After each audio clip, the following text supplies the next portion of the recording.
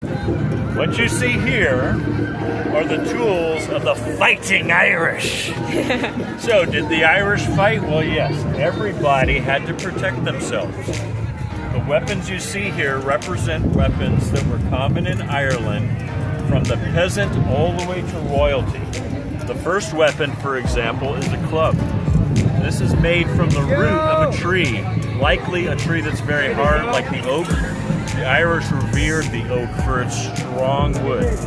Wow. This is something a poor man could make on his own by digging up a root and getting scrap strips of leather to make a handle, and this would be used to defend yourself against others that may have had more fancy weapons. The claymore, for example. It's a big two-handed sword, but a peasant would not be able to afford this. To have this made, somebody would have to pay a blacksmith to do it, and that cost a lot of money. So it's usually the royalty or military that had weapons like this. Some people that had a little bit of money might have a dagger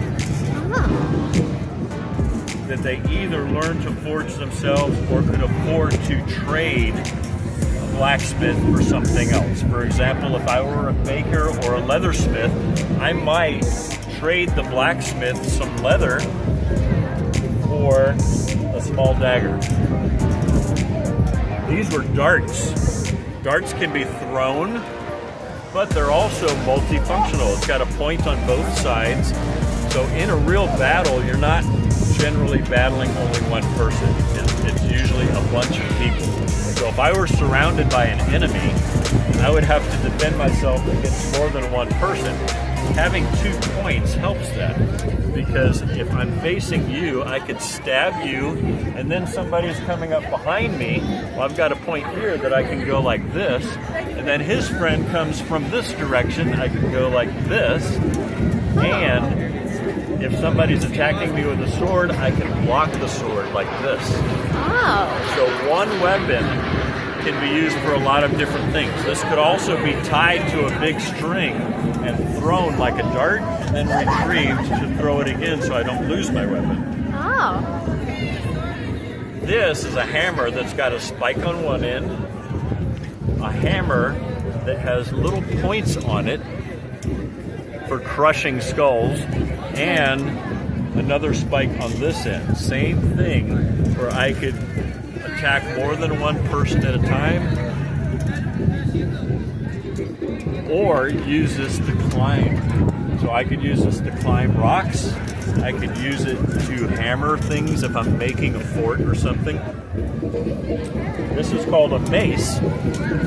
This is a small ball, but the bigger maces could have a ball on the end of this chain as heavy as 10 to 15 pounds. Ouch. And this would be swung like this, and then strike.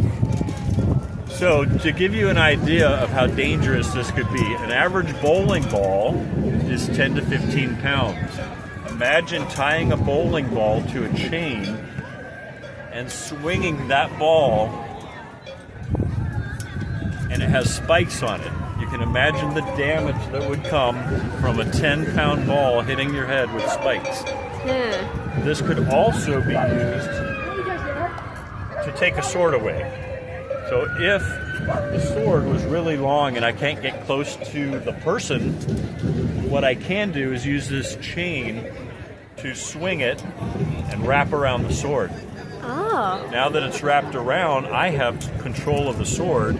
I would be able to pull and either throw my opponent off balance or pull the sword out of his hand, or pull him close enough that I could attack him with a kick or with a dagger. Something close range. Because with a long sword like the claymore, the benefit is it extends my reach so far that I've got 10 feet before somebody can even come to me. So that's the benefit of these long swords, is distance. It keeps the enemy a distance away, and I can still strike them before they can get close enough to touch me. And this is my favorite. This, you may not believe it, but is not a unicorn horn. This is made from a cow. The Irish were farmers and peasants a lot, and they raised farm animals, they raised crops of their own, and they learned to survive by not wasting anything. So they would not slaughter a cow and throw the bones and everything away. They would use every part of the cow, including the horns. This horn would have been used for battle. It's hollow on the inside, and some horns are used for drinking. So they would put a cork on one end and drink from it. But this one was used to call for help. The way they would call for help is this would amplify their voice or their cry. So they would put it to their mouth and go,